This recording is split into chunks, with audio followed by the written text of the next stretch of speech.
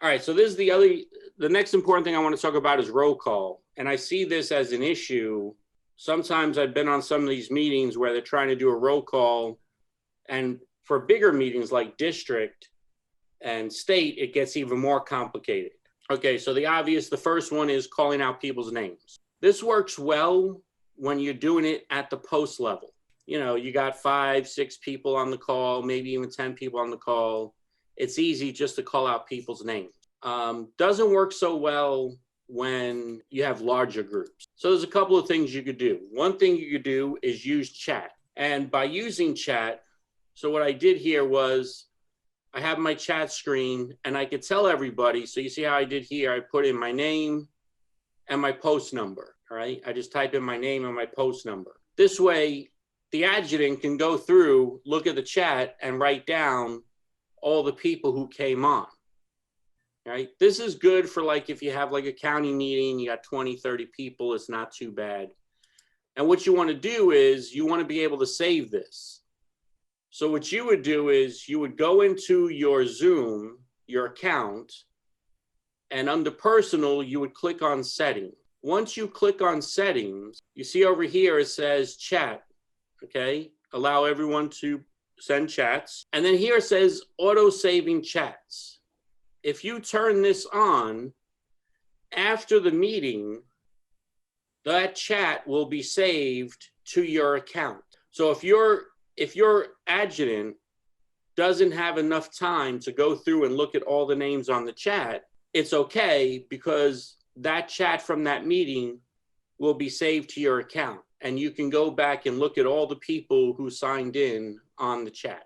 When you get to that point, when you're done with the meeting, you simply click on file in your chat screen and it'll say save chat. And you just click on save chat and it'll come up and say that your chat is saved. See here it says your chat is saved and you can show it in Finder. Okay. And if you click on that, it'll bring up your chat and you'll see all the people who signed in. So this is another way. And like I said, this is good for medium-sized meetings, you know, county meetings, some smaller district meetings, or even at the state, you know, when you just have like the C of A, that works pretty well because you don't have like 100 people on there for the C of A. So these kinds of things work well. Then when you go into your Zoom account, you'll see the chat file and you can download that. Another way you could do it, again, this is great if you have a small meeting, is what's known as name change.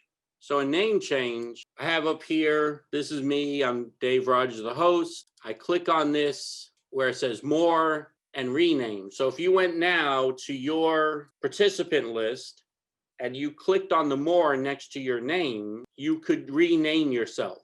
And so I had Dave Rogers, and now I change it to Dave Rogers, Commander, VFW Post 2913. And again, this works well for like smaller meetings where the adjutant has time to look at the screen and look at everybody's name and see what everybody's name is and what their title is. Not so well for really big meetings where you have 100 people. That still takes a long time. And then at the bottom of your screen, it would come up with your new name change. And then there's what's known as the participating list. This is really great as a backup. It's also good for large meetings.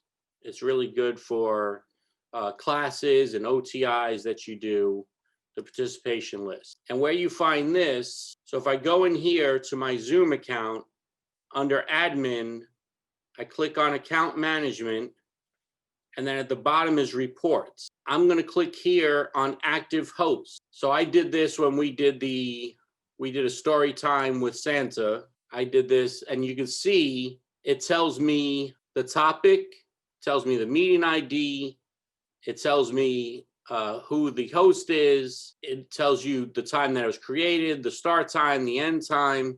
And over here, it tells you the participants, how many participants. So for the story time for Santa, for the state, we had 5 participants. When I click on the participants, it'll give me a list of all the people who participated. So now I see them. I can simply export that and it will download it to my computer. It'll come up, you know, do you want to allow downloads from Zoom?